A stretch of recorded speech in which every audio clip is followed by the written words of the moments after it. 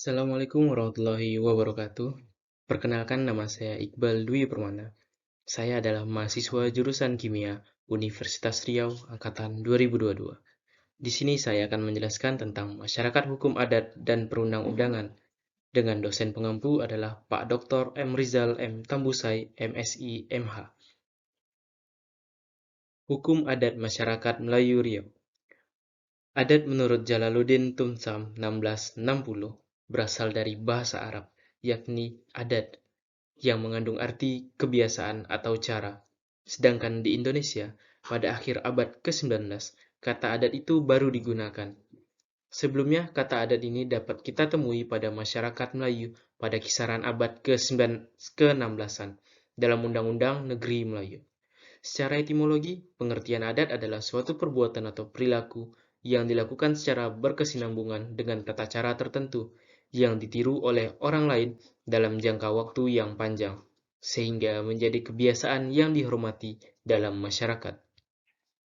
Tradisi atau adat dapat menyesuaikan diri dengan perkembangan zaman dan kemajuan teknologi, sehingga adat tersebut tidak punah atau kekal dan bersifat dinamis. Adat istiadat yang ada dalam lingkungan masyarakat tertentu sangat berkaitan dengan tradisi dan kebiasaan mereka, dan hal tersebut dapat menjadi sumber pokok dari hukum adat. Menurut Mokhtar Kasumatmaya, hukum adalah seluruh kaidah-kaidah serta asas-asas yang menganut pergaulan hidup manusia dalam masyarakat, yang bertujuan memelihara ketertiban, juga meliputi lembaga-lembaga dan proses-proses guna mewujudkan berlakunya kaidah sebagai kenyataan dalam masyarakat. Hukum pada dasarnya bertujuan untuk mencapai keadaan damai melalui keserasian antara kepastian dengan keadilan atau keseimbangan. Undang-undang tentang hukum.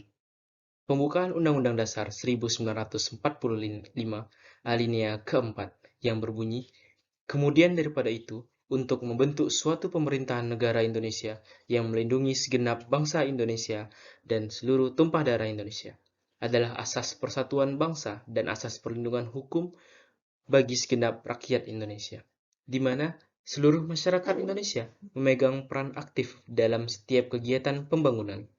Sebaliknya, dunia usaha perlu memberikan tanggapan yang positif melalui kegiatan nyata, dalam halnya untuk melindungi kepentingan konsumen dan meningkatkan pendapatan produsen. Undang-undang tentang anak dan orang tua. Dalam hukum adat, hubungan anak dengan orang tuanya sangat penting.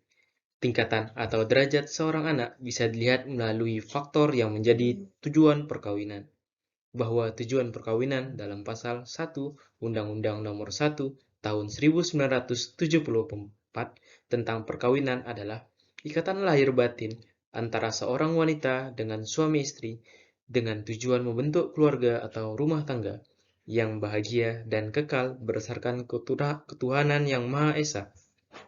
Undang-Undang Nomor 1 Tahun 1974 tentang perkawinan.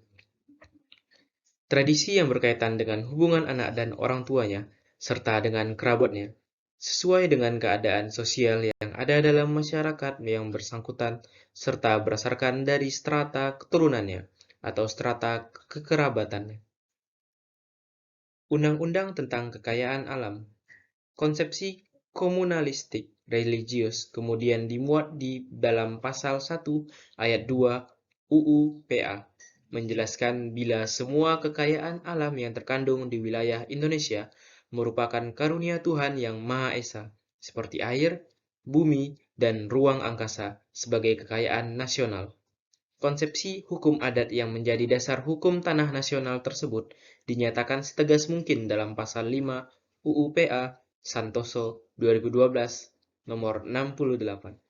Selain itu, di masyarakat hukum adat, adanya hak ulayat berfungsi sebagai hak ketimbang masyarakat hukum adat yang memuat kewenangan dan keharusan guna mempergunakan, merawat, dan menguasai kekayaan alam di lingkungan hak ulayat itu.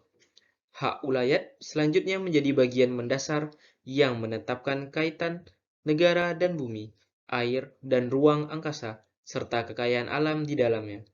Prinsip ini selanjutnya termuat di pasal 2 ayat 4 UUPA.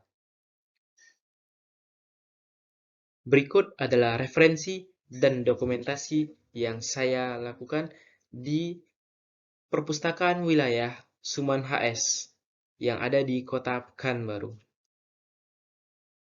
Sekian presentasi dari saya. Apabila saya ada salah kata dan salah materi, mohon maaf. Wabillahi taufik wal hidayah. Wassalamualaikum warahmatullahi wabarakatuh.